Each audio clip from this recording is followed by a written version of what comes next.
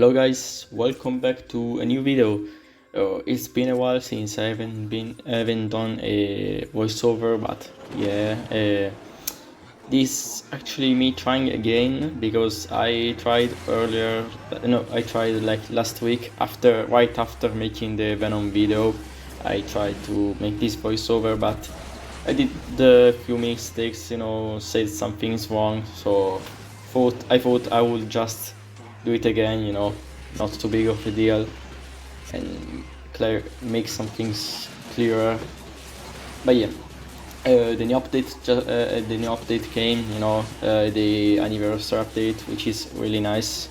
There is a new spotlight and whatever, we have time to talk about it. But I want to start with the first thing, the main thing, which is I'm kinda concerned about the new feature, which is the Ultimate Pass, which I thought was a separate one, but no. If you buy the Ultimate Pass, you get you also get the Legend Pass. So it's 40 euros more expensive than the Legend Pass. To buy it a bit better than what I thought. I thought you would just pay 50 euros to get just the Ultimate Pass, but no. It's acts kind of like a bundle pass, because you get the first, I don't know, like 7 or so tiers of the Legend Pass, and then you have the extra rewards, which are like 20 million credits, 10k tokens, 5k VIP points, the new style tokens, and a bunch of epic import parts, the jolly import parts, wildcards, epic wildcards, and then the packs with random blueprints, 15 of those, and then of course the new Zonda for this pass. Much better than I thought. Although this is also kind of a weakness, because it means that this Ultimate Pass will last the same as the Legend Pass. So this is monthly, so for every season there will be a new Ultimate Pass, which concerns me a bit more, because a player looks at it, it's like, oh, you want me to spend like 50 euros every month, and it gets kinda overwhelming for new players, or just in general those who don't spend a lot, because of course you have the Spotlight Pass, when sometimes the Spotlight is in a form of a special event. They have the Spotlight Pass, you have the Legend Pass, and then you have the Ultimate Pass. But let's not even consider the Legend Pass if you want to go for the Ultimate. But 3 different passes or whatever. I'm not gonna count the TLE and MP Pass, as I don't really consider them pass, rather a boost. So whatever. But yeah, you see all these passes, and it's like, damn.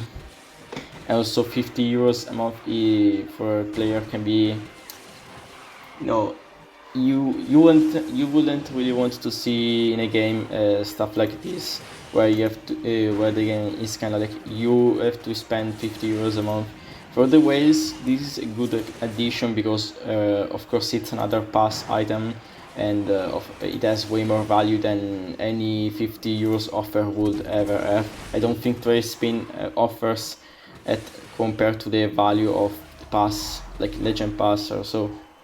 I think that for 50 euros it still isn't even that great, because with 50 euros you can get 60 normal pass. Oh wait, wrong. 6 Legend Passes, which offer way more stuff. But there is also kind of a pressure to buy the Ultimate Pass, because I think same as this pass, it will contain always an imported car for special events. This time is for the Pagani Zonda 5, which is used in the Drive Syndicate. And while 30 blueprints isn't like game changing, it's still a lot for a Drive Syndicate. Those will be useful, they can make a pretty big change in progression, especially with this Drive Syndicate where you have the Yesco Absolute. If you can first star it, if you can reach that point, you can unlock it. I'll try. I think most people will try, and those small spenders, people who spend sometimes might be pressure, might feel like, damn, I have to buy this, I want to secure the absolute key, and I think most people will feel like it, and I think that's not really great because it can, as I said before, it feels kind of overwhelming, and yeah, just the idea. Yeah, let's get a little bit more positive. I know why they did this. I'm pretty sure I can understand this addition because they've, for like 6 months or so, around that, they've been giving us a lot of good events and everything. The game has been really nice for this last period, probably in its prime, one of the best periods it's ever been in, and it's unfortunately it's not like the revenue went up a lot. Of course, a lot of people don't spend much money, and even if you give, I don't think they much changed. Maybe some people spent a little bit more, seeing a brighter future for this game. Maybe some people consider spending more money, but yeah, unfortunately, I don't think the revenue went up that much, and they need something to make up even more money, because of course this game can't live forever without our help, our support. So yeah, they need to try to implement more ways of making money from this. So I can understand why they introduced the Ultimate Pass. I just think it should have been made in another way, I think 50 euros a month, I already seen some comments, people are already pretty negative about it, and rightfully so. I think it's a little bit too aggressive of a way of, how do you say it, of an approach, I guess. It isn't really nice. I think it should be done in another way, cheaper. But yeah, I can understand, and while I don't like the addition, and I'm concerned with it, I can understand, and we'll see how it goes for the next, I don't know, 2 or 3 months, because maybe somehow they get a lot of money from this. It might be a pretty I can't speak. So successful feature, and maybe it turns out to be good for them. But we'll see. Maybe if not many people decide to go for it, they will try to change it, which I hope so, because I think if it gets changed to be a little bit cheaper and just better overall, maybe more people decide to buy it, and it will be better for the game. But yeah, now there's the Spotlight, and it's again a special event format, just like the Sonic one. I see there are a lot of resources you can get just from even the first stage, although since it's a special event, there isn't the infinite conditions, and the shop, you have a lot of stuff to buy. Now I think they changed the shop where you can also see 5x and 3x blueprints. I think they changed how many you can get. You can still get guaranteed 2x blueprints, but you will also see 3x and 5x, as I already said. And unlike the Venom F5 event, where you had the normal shop and a bunch of blueprints, there were a bit less cars, but now there are 20 cars, and they made the shop even bigger, and they reduced the amount of tokens you can get by buying them. For example, the credits, there is no more the 4th stage, which is like 100k credits and you get 200. And for the trade coins, you can't spend 5k to get another 250. well, I don't think most people spent on that, since if you aren't like an OG player that spend a lot of money, you don't have that many to spend on this. Rather the credits maybe. Sorry, I was interrupted. But yeah, maybe credits. Some people were buying the one for 100k credits. Yeah, whatever. It's 200 less, so it's not a big deal. Though I haven't seen the 100 tokens offer, purchase, where you could get 1k of those Spotlight tokens for 100 tokens. Yeah, unless you were desperate, you definitely weren't buying that. But maybe for this one it would have been somewhat useful. I don't know, but yeah, the amount of tokens, Spotlight tokens you can get is limited. Also, since it's a special event, the the stages unlock after every like 2 days, which is unusual because it's usually like a stage unlocks after a day, but no, which makes this even harder because you have limited resources per stage, and then you have to wait. So if you don't spend money, you can't get the first refreshes. You can spend the tokens you got, and then until the next stage doesn't unlock, you can't buy from the shop anymore because everything is so expensive. There is too much stuff to buy. And think maybe they didn't really do the calculations right, because I think there is too much currency to spend and not enough to get. You can't get enough. I would say don't buy the Daytona blueprints. Like, of all the cars, I don't recommend going for it. It's like 750. Like, that's so expensive. The Pagani Huayra Air is 850, and it will be much better. The Tomaso 950. Like, what? I don't know why the Daytona is so expensive. So yeah, I don't recommend going for it. Go for any car but the Daytona. Like, it's a fake C-Class King, is kinda trash. So yeah. Speaking of refreshes, the refreshes are so cheap, and I think I know why.